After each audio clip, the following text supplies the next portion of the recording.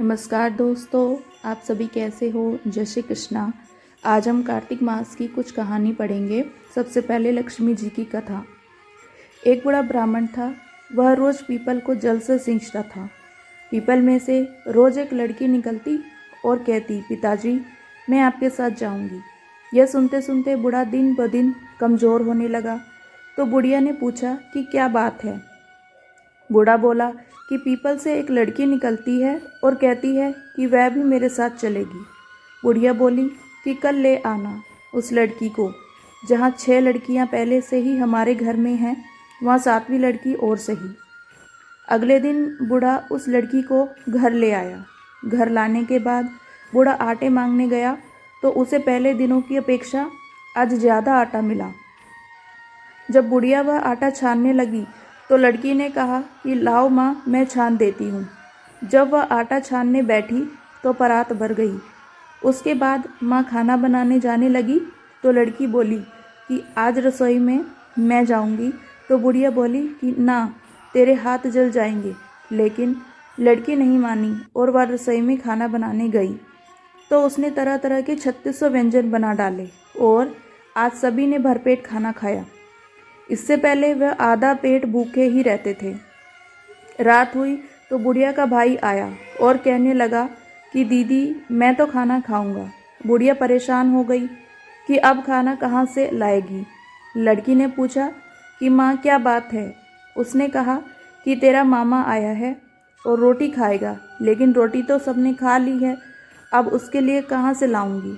लड़की बोली कि मैं बना दूंगी और वह रसोई में गई और मामा के लिए 3600 व्यंजन बना दिए। मामा ने भरपेट खाया और कहा कि ऐसा खाना इससे पहले उसने कभी नहीं खाया है।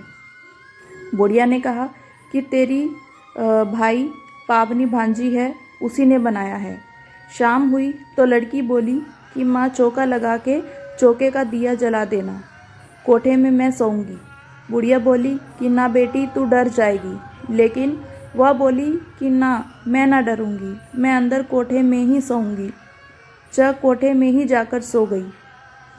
आधी रात को लड़की उठी और चारों ओर आंख मारी तो धन ही धन हो गया। वह बाहर जाने लगी तो एक बूढ़ा ब्राह्मण सो रहा था। उसने देखा तो कहा कि बेटी तू कहाँ चली। लड़की बोली कि मैं तो दरिद्रता दूर करने आई थी, अगर तुम्हें दूर करवानी है तो करवा लो। उसने बूढ़े के घर में भी आंख से देखा तो चारों ओर धन ही धन हो गया। सुबह सवेरे सब उठे तो लड़की को ना पाकर उसे ढूंढने लगे कि पावनी बेटी कहाँ चली गई। बूढ़ा ब्राह्मण बोला कि वह तो लक्ष्मी माता थी जो तुम्हारे साथ मेरी दरिद्रता भी दूर कर गई। हे लक्ष्मी माता, जैसे आपने उनकी दरिद्रता दूर की वैसे ही सबकी करना। जय लक्ष्मी माता की। अब हम पढ़ेंगे हमारी दूसरी कथा, पीपल एवं पथवारी की। एक बुढ़िया थी। उसने अपनी बहू से कहा, तू दूध दही बेच के आ।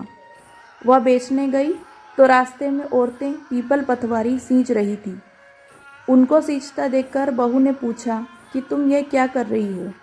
औरतें बोली कि हम पीपल पथवारी सींच रही हैं, इससे अन्न और धन होता है।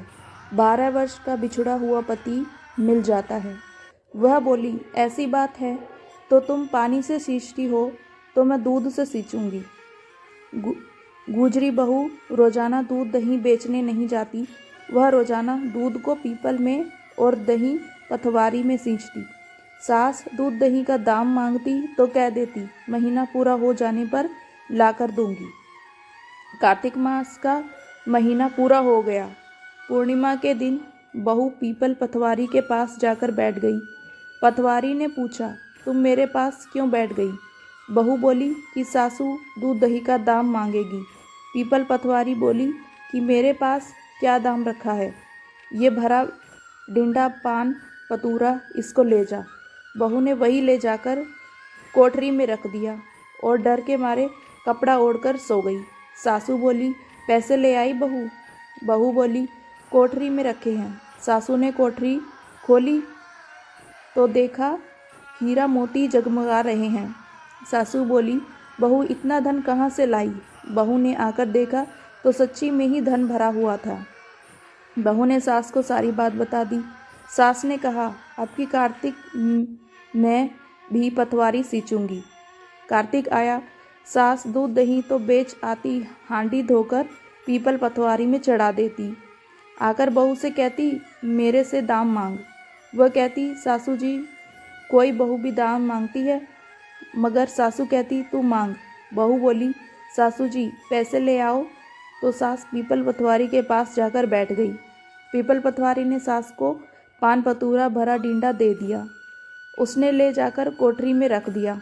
बहू ने खोलकर देखा तो उसमें कीड़े मकोड़े बिलबिला रहे हैं। बहू ने कहा, सासू जी यह क्या? सास ने आकर देखा और बोलने लगी, पीपल पटवारी बड़ी दोगुली पटपीटन है। इसको तो धन दिया, मुझको कीड़ा मकोड़ा दिया। तब सब कोई बोलने लगे कि बहू तो सत की भूखी सींची थी, तुम धन की भूखी। हे पटवारी माता, जैसा बहू को दिया वैसा सबको देना, जैसा सास को दिया वैसा किसी को न देना। जय पटवारी माता की। अब हम पढ़ेंगे श्री राधा रानी के एक बार नाम लेने की कीमत, हमारी तीसरी कथा। एक बार एक व्यक्ति था। वह एक संत जी के पास गया और कहता है कि संत जी, मेरा एक बेटा है। वह न तो पूजा पाठ करता है और न ही भगवान का नाम लेता है। आप कुछ ऐसा कीजिए कि उसका मन भगवान में लग जाए। संत जी कहते हैं, ठीक है बेटा, एक दिन तू उसे मेरे पास लेकर आ जा। अगले दिन वो व्यक्ति अपने बेटे को लेकर संत जी के पास गया। अब संत जी उसके बेटे से कहते हैं, बेटा बोल राधे राधे। बेटा कहता है, मैं क्यों कहूँ? संत जी कहते हैं, बेटा बोल राधे राधे। वो इसी तरह से मना करता रहा और अंत तक उसने यही कहा कि मैं क्यों कहूँ राधे राधे। संत जी ने कहा, जब तुम मर जाओगे और यमराज के पास जाओगे, तब यमराज तुमसे पूछेंगे कि कभी भगवान का नाम लिया, कोई अच्छा काम किया? तब तुम कह देना कि मैंने जीवन में एक बार श्री राधा रानी के नाम को बोला है। बस एक बार इतना बताकर वह चले गए। समय व्यतीत हुआ और एक दिन वो मर गया। यमराज के पास पहुंचा। यमराज ने पूछा, कभी कोई अच्छा काम किया है? उसने कहा, हाँ महाराज, मैंने जीवन में एक बार श्री राधा रानी के नाम को बोला है। आप उसकी महिमा बताइए। यमराज सोचने लगे कि एक बार नाम की महिमा क्या होगी, इसका तो मुझे भी नहीं पता। यम बोले, चलो इंद्र के पास, वो ही बताएंगे। तो वो व्यक्ति बोला, मैं ऐसे नहीं जाऊंगा, पहले पालकी लेकर आओ, उसमें बैठ कर जाऊंगा। यमराज ने सोचा, ये बड़ी मुसीबत है। फिर भी पालकी मंगवाई और उसे बिठाया। 4 कहार लग गए। वो बोला, यमराज जी, सबसे आगे वाले कहार को हटाकर उसकी जगह आप लग जाइए। यमराज जी ने कहा, ऐसा ही किया। फिर सब मिलकर इंद्र के पास पहुँचे और बोले कि एक बार श्री राधा रानी के नाम लेने की महिमा क्या है? इंद्र बोले, महिमा तो बहुत है, पर क्या है ये मुझे भी नहीं मालूम। बोले कि चलो ब्रह्मा जी को पता होगा, वो ही बताएंगे। वो व्यक्ति बोला, इंद्र जी, ऐसा है, दूसरे कहार को हटाकर आप यमराज जी के साथ मेरी पालकी उठाइए। अब एक और यमराज पालकी उठा रहे हैं और दूसरी तरफ इंद्र लगे हुए हैं। पहुँचे ब्रह्मा जी के पास। ब्रह्मा ने सोचा कि ऐसा कौन सा प्राणी ब्रह्मलोक में आ रहा है जो स्वयं इंद्र और यमराज पालकी उठाकर ला रहे हैं। ब्रह्मा के पास पहुँचे। सभी ने पूछा कि एक बार श्री राधा रानी के नाम लेने की महिमा क्या है? ब्रह्मा जी बोले, महिमा तो बहुत है, पर वास्तविकता क्या है कि ये मुझे भी नहीं पता, लेकिन हाँ, भगवान शिव जी को ज़रूर पता होगा। वो व्यक्ति बोला कि तीसरे कहार को हटाइए और उसकी जगह ब्रह्मा जी आप लग जाइए। अब क्या करते, महिमा तो जाननी थी। अब पालकी के एक और यमराज है, दूसरी तरफ इंद्र और पीछे ब्रह्मा जी हैं। सब मिलकर भगवान शिव जी के पास गए और भगवान शिव से पूछा कि प्रभु, श्री राधा रानी के नाम की महिमा क्या है? केवल एक बार नाम लेने की महिमा आप कृपा करके बताइए। भगवान शिव बोले कि मुझे भी नहीं पता, लेकिन भगवान विष्णु जी को ज़रूर पता होगी। वो व्यक्ति शिव जी से बोला कि अब आप भी पालकी उठाने में लग जाइए। इस प्रकार ब्रह्मा, शिव, यमराज और इंद्र चारों उस व्यक्ति की पालकी उठाने में लग गए और विष्णु जी के लोक पहुँचे। विष्णु से पूछा कि एक बार श्री राधा रानी के नाम लेने की महिमा क्या है।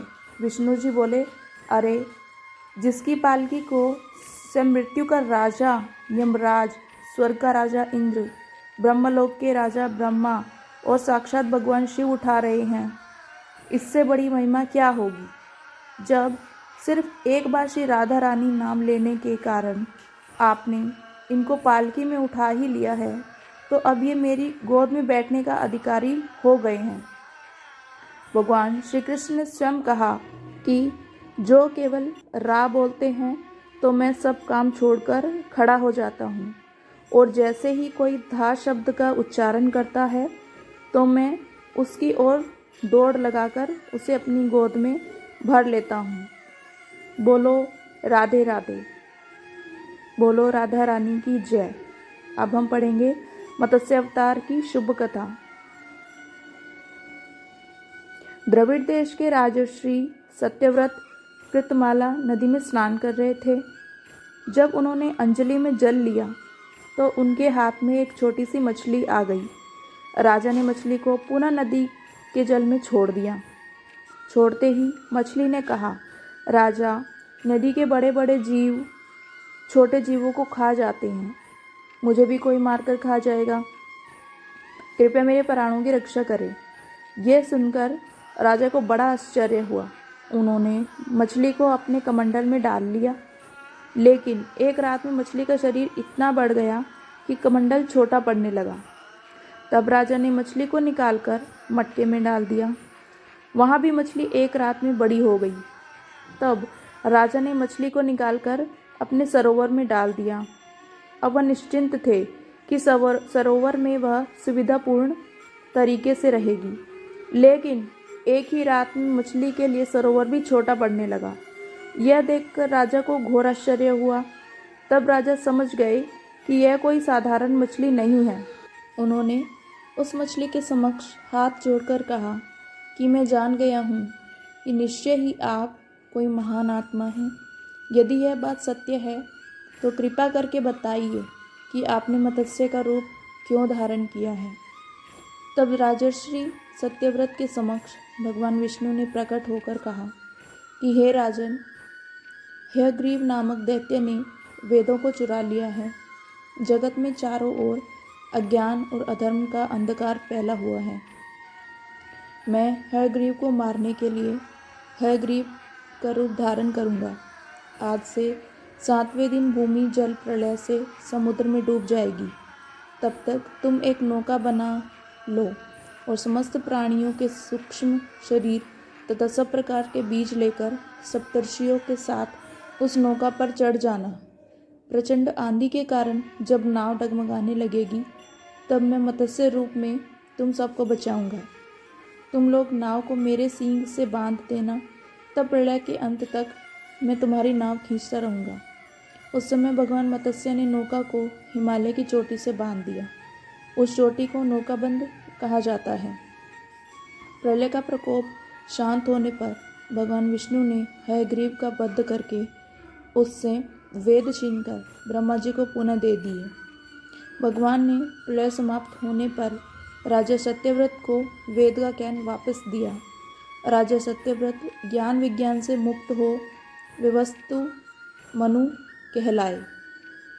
उक्त नौका में जो बच गए थे, उन्हीं से संसार में जीवन चला। उल्लेखनीय है कि हयग्रीव अवतार में भगवान विष्णु की गर्दन और मुख घोड़े के समान थी। जय विष्णु भगवान जी की। दोस्तों, आपको कौन सी कहानी सबसे अच्छी लगी ज़रूर बताएं, और अगर आपको मेरी कथाएं अच्छी लगी हैं, do like, share and subscribe my channel. Thank you दोस्तों।